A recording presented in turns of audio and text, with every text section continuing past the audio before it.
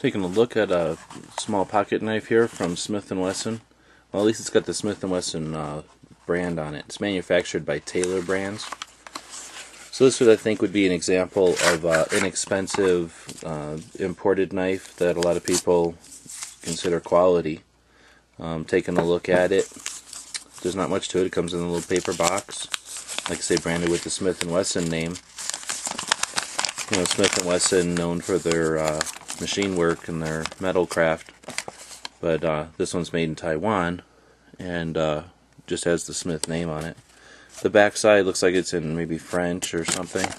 Front side's in English. We got 3 pages worth of information about sharpening, which is, you know, more than some places are going to give you.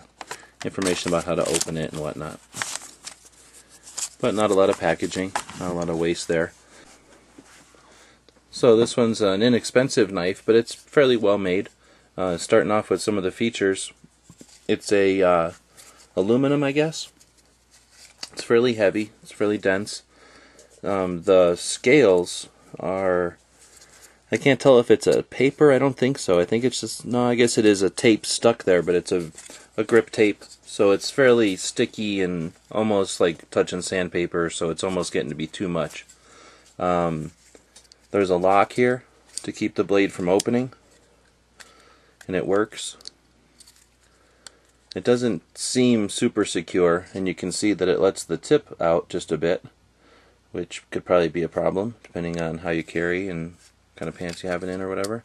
So once it's open though, I guess that's a good time to take a close-up look at it.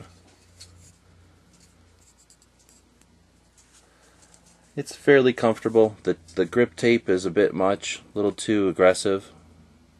It's kind of to scrape my hands. You'll notice that the clip is only meant to go in that position only. Star head screws, so it can be retightened. There's this thumb stud on both sides, but not really the greatest, not super comfortable when that clip is on the wrong side for left-handers. The thumb stud, though, like I say, is on both sides. You can open the blade by just touching that thumb stud, or there's this little lever on the back here, and that gets the blade started for you as well. You just apply a bit of pressure to it, and the blade snaps into place. It's an auto assist, I guess. Or, excuse me, it's an assisted opening. The lock is just a liner lock here. Trying to get a good view of it. That's where I make my lights over. So there's the liner lock. Fairly secure, I guess. I'm not a giant fan of liner locks, but obviously they work. As far as travel, very little. There's a little bit, but there's not much for an inexpensive knife. Overall, 1 to 10. I'm going to rate it 6, maybe a 5. 5.